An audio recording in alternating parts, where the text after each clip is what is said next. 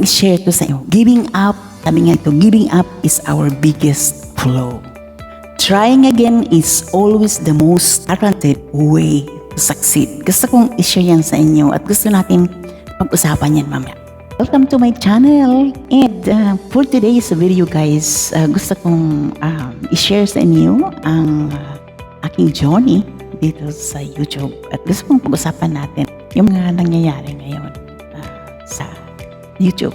Kung kaalam-alam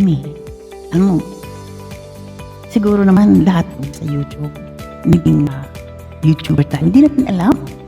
Hindi natin alam kung ano yung mga anggo, ano yung mga gandang video, ano yung mga dapat natin gamitin, ano ba yung mga kagamitan na medyo maganda yung ating video, anong gagawin natin sa video natin, paano i-edit yan, at anong gamitin ng app.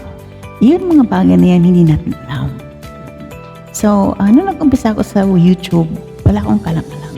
So, basta video lang ako ng video, iisa lang yung gamit ko, cellphone lang talaga. Pagka video ko, upload agad. Sabihin, wala talagang kalatoy-latoy mga video ko.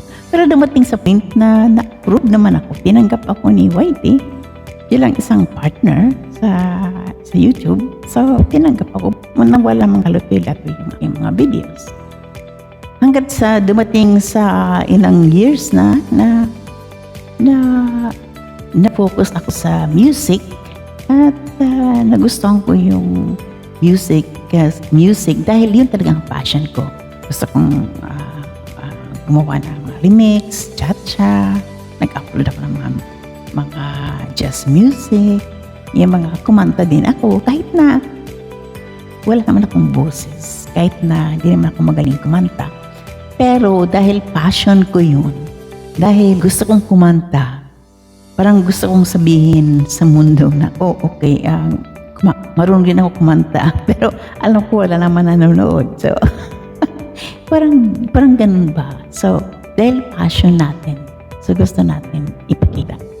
So, dumating sa point na ganun ang nangyari. Nag-upload ako ng mga video. Ang naging mali ko lang dahil gumamit ako ng mga template ng CapCut na yun ang naisip ko na dahilan kung bakit naging inauthentic dahil hindi talaga akin yung template na yun. So, template ng CapCut. So, kahit pro member ka sa CapCut na may bayad ka naman So, sana kasi libre nila yun Pag pro ka, may bayad. So, makagamit ka ng mga template na mga ganda. Meron ka lang konting papalitan. Pero, isa sa mga dahilan siguro, yung mga inauthentic na rason. Kaya sinasabi inauthentic.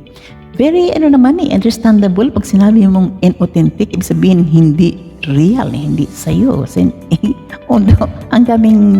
Ngayon, ang daming nangyayari, ang daming nag-iisip. Ano pa talaga ang ibig sabihin ng inauthentic? Pero madali lang naman intindihin yun Ibig sabihin, hindi real. Hindi talaga authentic. Hindi sa'yo. So, yun ang dahilan ng aking pagka-demonetize ko. So, kung kayo sa mga na-demonetize, i-comment naman kayo sa baba. Kung alam sa Pilipinas, kung marami ba tayo na nawalan monetization.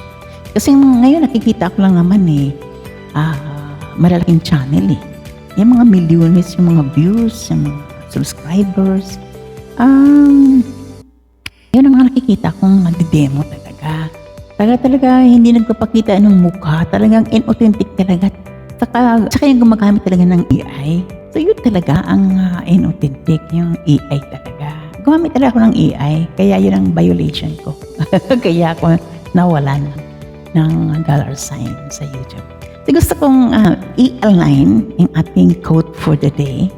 Ating quote for the day is, ang sabi nga dito giving up is our biggest flaw. Ito yung ating, quote. Trying again is always the most guaranteed way to succeed.